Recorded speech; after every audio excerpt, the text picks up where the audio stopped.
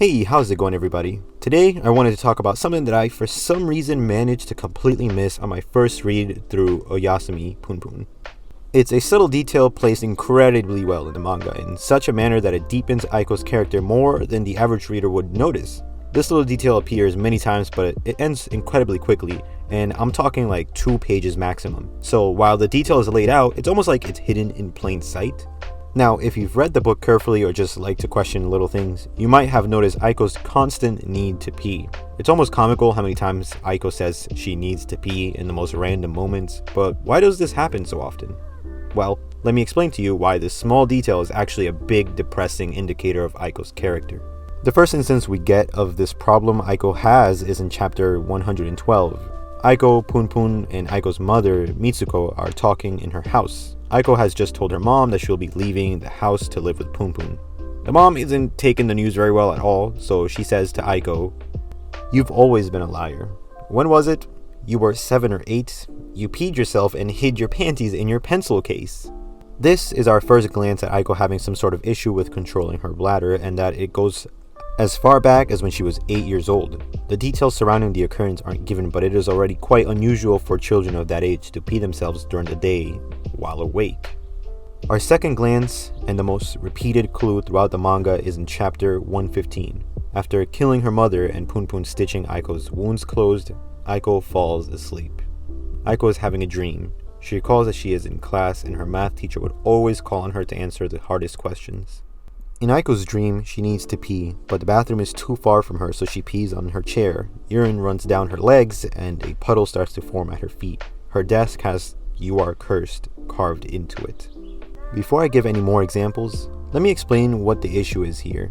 Most children will learn to stop wetting the bed between the ages 3 and 5, and there is cause for concern if the child wets the bed 2 or more times a week from ages 7 and up, which Aiko was.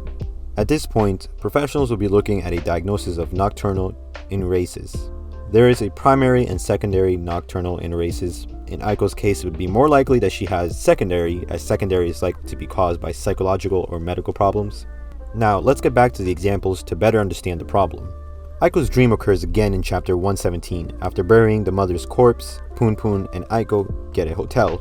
Aiko is sleeping in a hotel with Punpun when she has the same dream again, with different dialogue from the teacher, but more on that later. However, this time she wakes up and realizes that she wet the bed. Punpun believes it is because of her injuries and needs a hospital, but Aiko has the expression on her face that, she's kind of used to it. The last time Aiko has this dream is in chapter 129. This is where the dream changes a bit and foreshadows her death. This is that same night Punpun tried to kill a man in the convenience store. Aiko says to Punpun, "Punpun, you're kind of strange." And then Punpun replies, "Then everyone else is really strange." And then Aiko says, "That's what my mother used to say." Okay, now let's pause for a moment. If we take a look at all these situations, they all seem to be derived from stressful scenarios. School, murder, assault. In each scenario I gave, there was some form of stressor in Aiko's mind that would result in her peeing or having the nightmare about peeing in class. This type of emotional stress is a big reason for bedwetting amongst people who have suffered stress all of their lives. Let me explain. Like I said earlier, kids will usually learn to stop wetting the bed at the ages of 3 to 5. However, in cases of abuse, a child will regress and will need to be taught again how to control their bladder.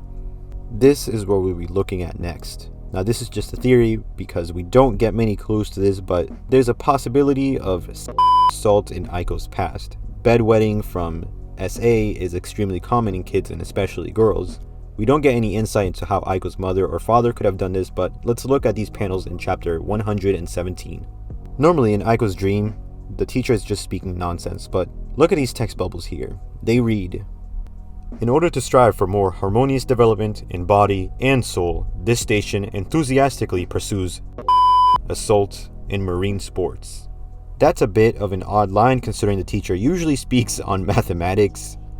And assault are clearly something hidden in Aiko's subconscious. Now, I'm not completely sure on the marine sports part, but it could possibly be connected to the fetish known as water sports, which is acts involving urine, but that's kind of a reach, so I'll ignore that. So, in the end, I would say there is a small chance Aiko was SA'd in her childhood. Regardless, it is known that Aiko regressed and she was never able to really seek mental help for her problems. This causes Aiko to have poor bladder control during the day, during her sleep, and during high emotional stress. This is why, when we finally see Aiko's hanging corpse, she has urine running down her feet, a final token to represent her troubled past.